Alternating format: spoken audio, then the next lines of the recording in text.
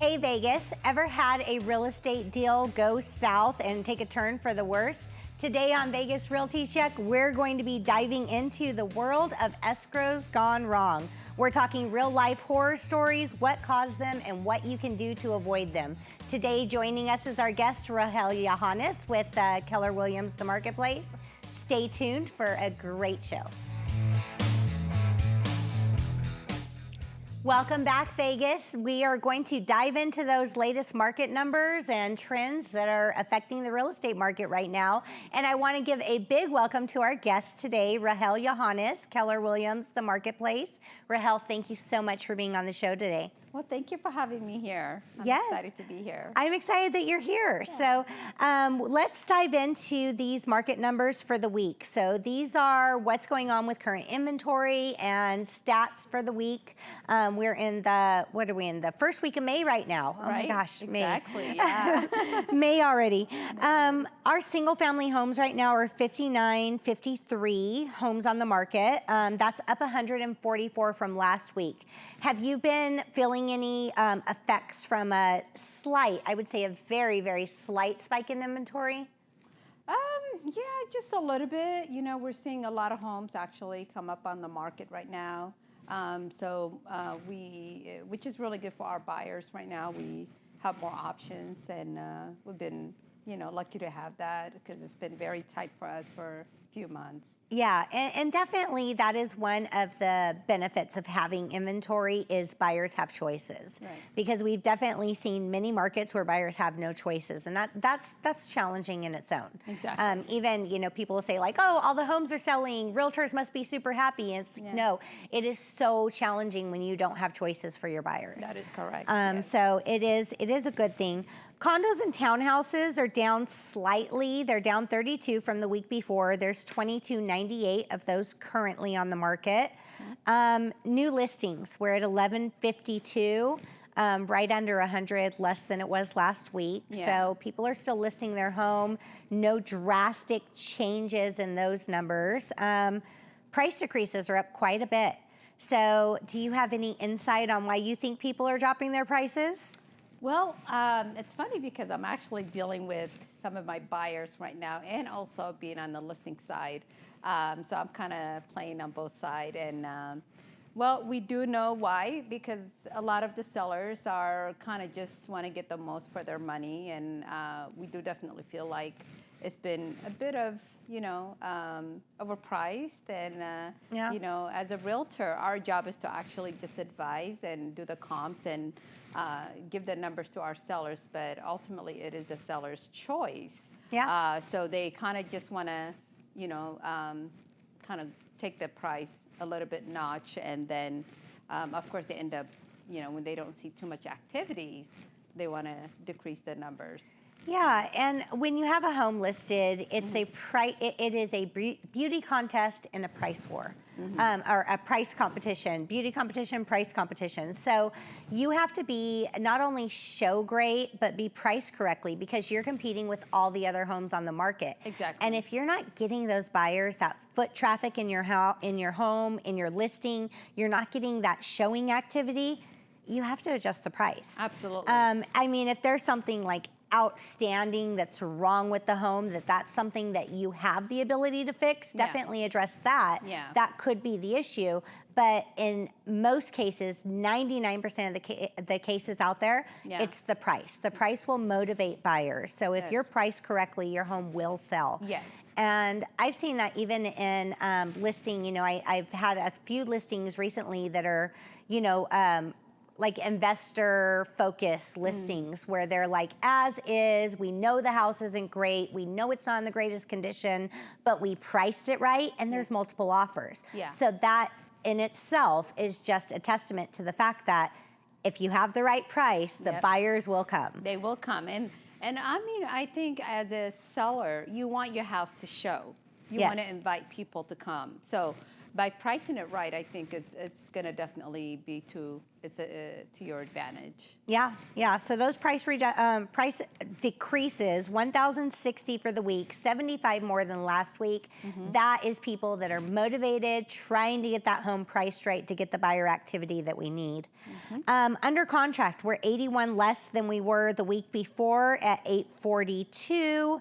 Nothing really to be concerned about there. None of these numbers are really hitting over 100, so there's nothing big or drastic in our numbers. And sold 714, which is 41 less from the week before. So our sold numbers are still doing pretty good too. Yeah. I mean, month over month, we're closing out with pretty strong numbers.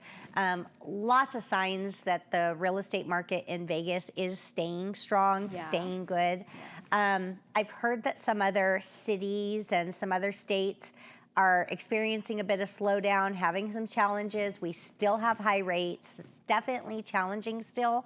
But Vegas overall, which historically always has, with the exception of the crash. But we, other than that, in every like ebb and flow through real estate, Vegas has held very strong because Vegas has always been a good, solid place to invest in real estate or to have real estate. Yes. So we're not really experiencing the type of environments that some other cities and states might be experiencing right now. Yeah, absolutely. I think we're still going strong. Our market is, we have a lot of people still, if not investing, even moving here. So, and with that, I think it's been a very great market for us here in Vegas. Yeah, and our rental market's still pretty strong, so it's still a great place to invest and have rental properties and things like that. So, I think that lots of signs, lots of trends are showing Vegas is doing good. Yes. We have tons of growth in the city, like unbelievable amount of growth. So Vegas is still a great place to be, great place to invest, great place to park your money for the future. Absolutely. And when we come back, we are going to be talking about what happens when an escrow goes wrong. Sometimes real estate transactions are not always rainbows and butterflies, and we're going to get into that and talk about how to navigate through those ones that don't go as planned. So stay tuned, guys. We'll see you soon. See you soon.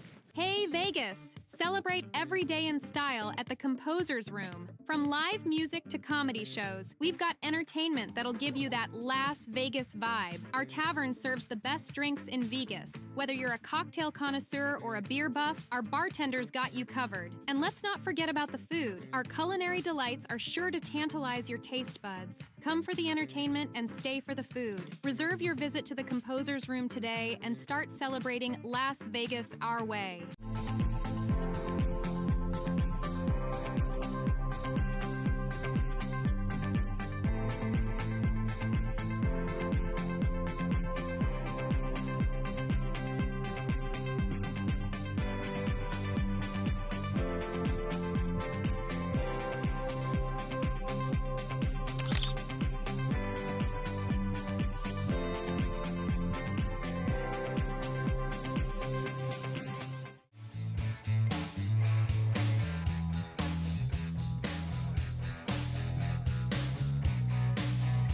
So most real estate deals end with happy clients, happy buyers, happy sellers, but sometimes they don't always end that way.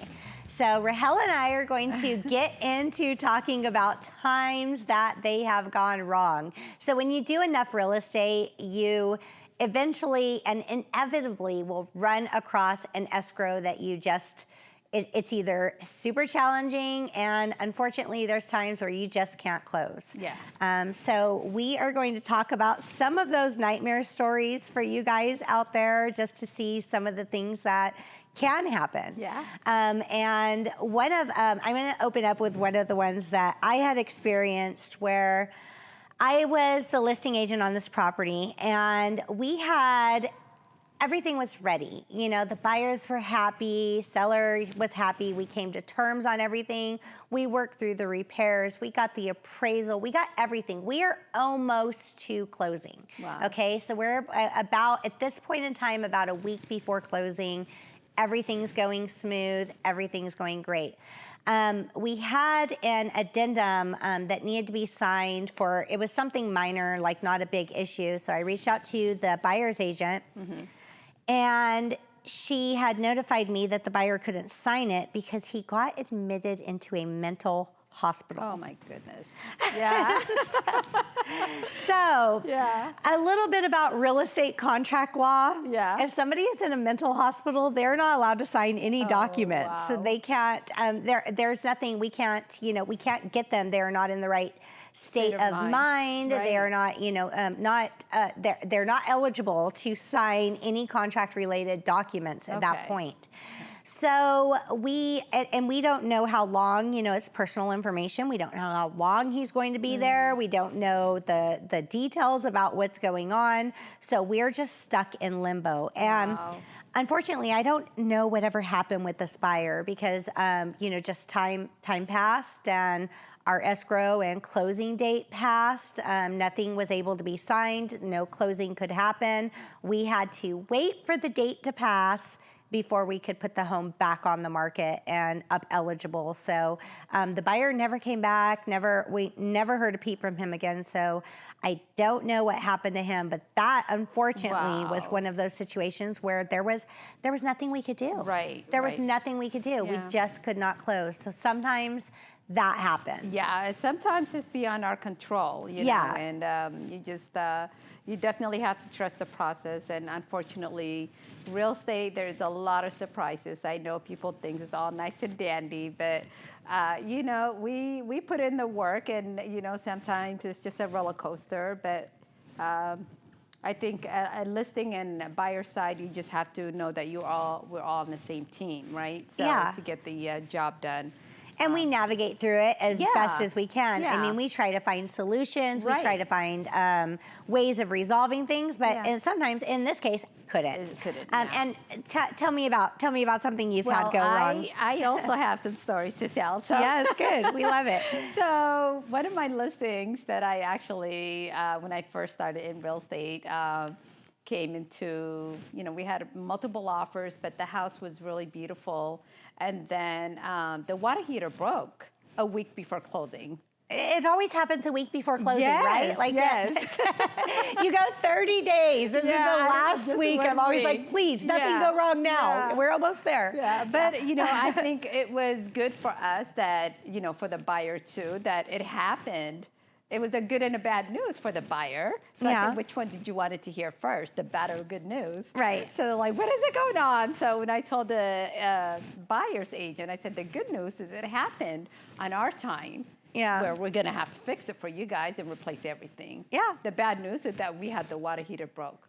However, with the teams and having, as a realtor, you have to have your teams, your contractors and everybody, your network to, that you can depend on. With that, I was able to actually get the house ready for walkthrough and close on time. Yes, and that is so important too, the realtor's team, because not only do we need to know a plumber, but we need to know a plumber that can respond and understand that we are on tight time frames. Yeah. We can't be scheduled 2 weeks away from now. No. We have to have people that can respond, act promptly, and get a job done promptly and correctly. Correct. Because there's so much liability in things, so there definitely has to be licensed contractors, there's a lot of things that factors that play in that we have to do to protect ourselves and our sellers. Right. But what's the hardest thing about these when things go wrong is delivering the news to our clients, right?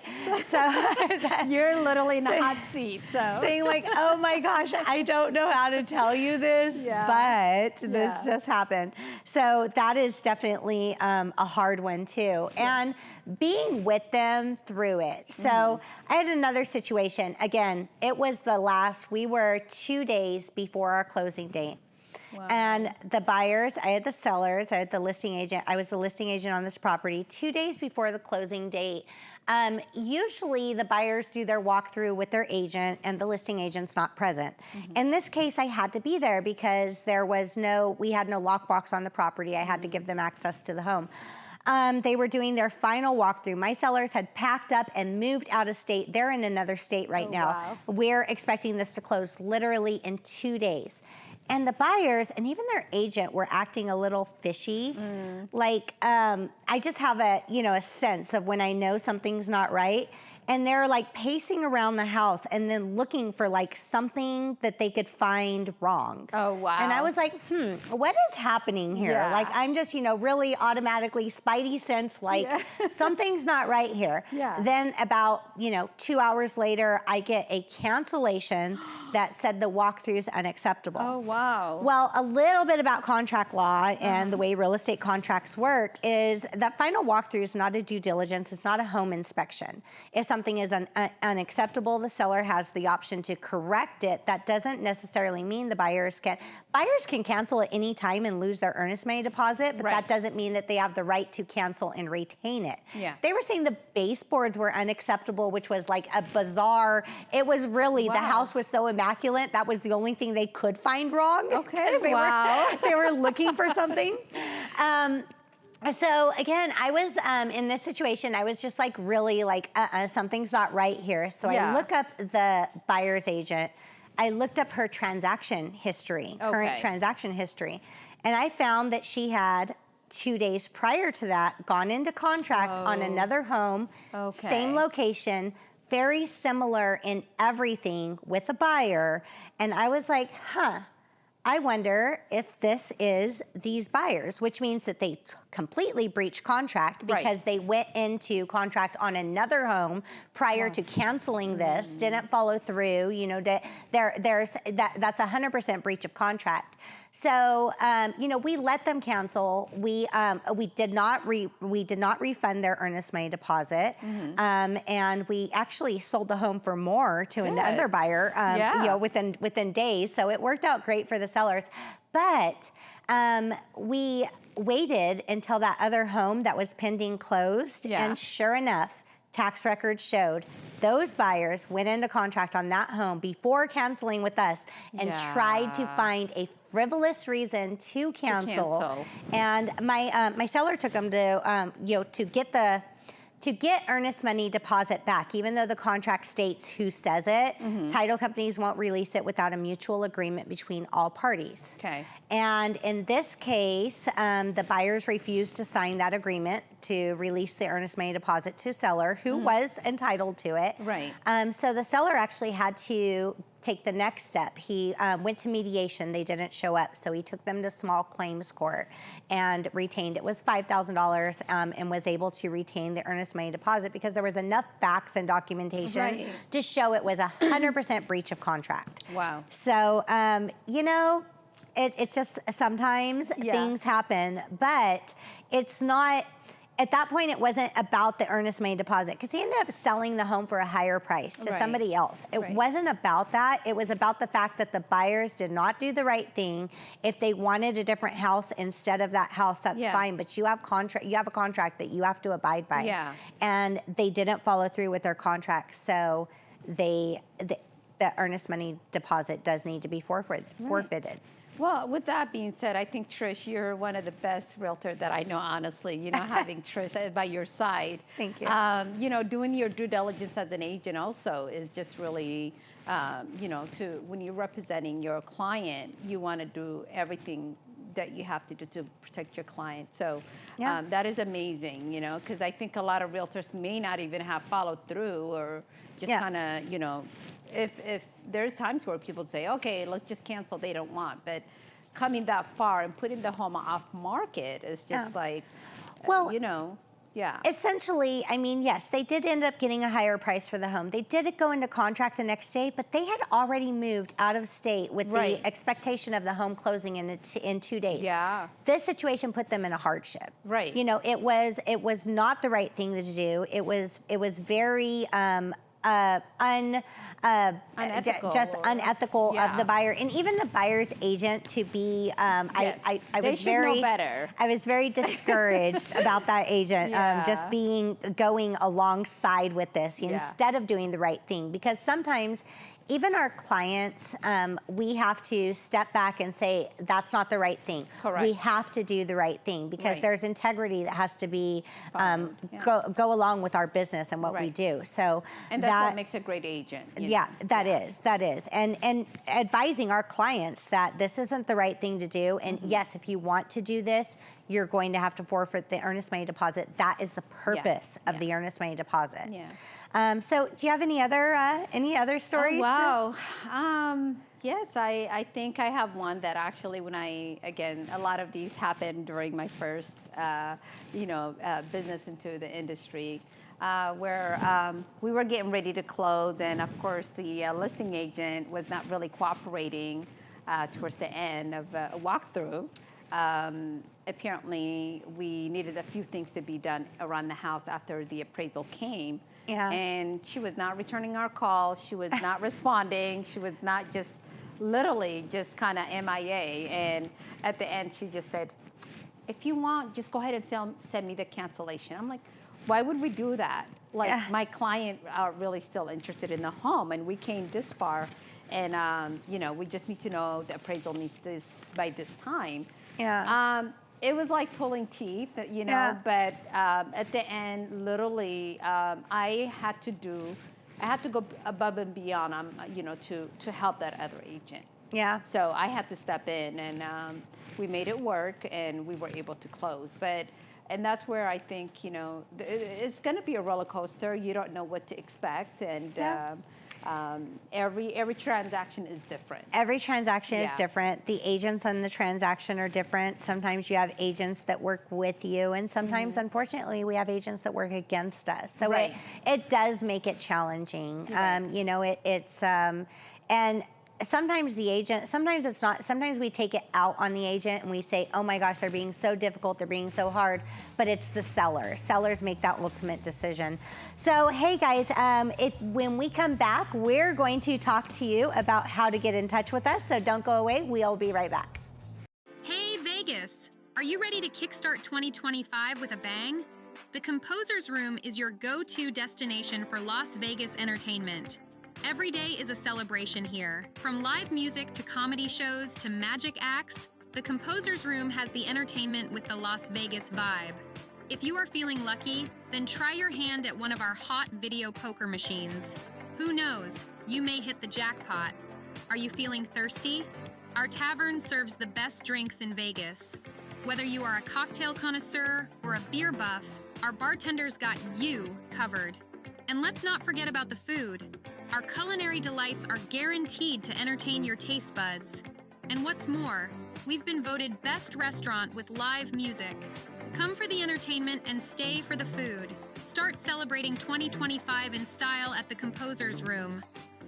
Our Vegas, our way.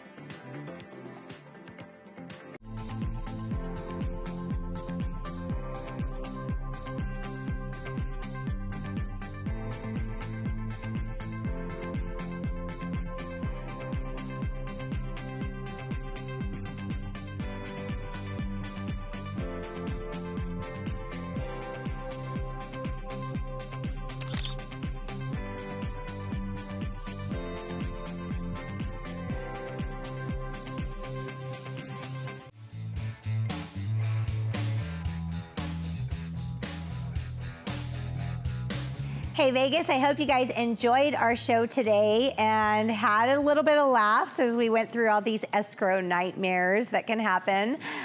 If you are currently watching our show or following us, make sure to like, follow, subscribe. If you haven't downloaded the Hey Vegas app, the Hey Vegas TV app yet, please download it, follow it. We have weekly content coming out, not just with our show, but with a lot of shows, all things Vegas. So make sure that you are following that and staying tuned in. Rahel, thank you so much for being on the show today. It was great having you. If people want to talk to you and they want more information, they want to reach out to you, have a conversation, how do people get a hold of you? Well, thank you for having me and, for inviting me here today, Trish. This has been very you know, amazing to be part of. Yes, if you guys are interested in contacting me, you can call me or email me. My number is 702-277-0941. And my email is also, will be on the website and Facebook. Yep. Yeah, and Rahel's with Keller Williams, the marketplace one. We're in the same office, so we actually are in the literally the same office. So, so yes, very close together. Yes. And if you guys need to get in touch with me, my name's Trish Williams. You can reach me at 702-308-2878. You can find all things Vegas Realty Check on our link tree, including social media tags, where to follow us on socials at realtycheck.vegas. And again, we are streaming right there on Hey Vegas TV, so make sure you guys check us out and check out all the content there.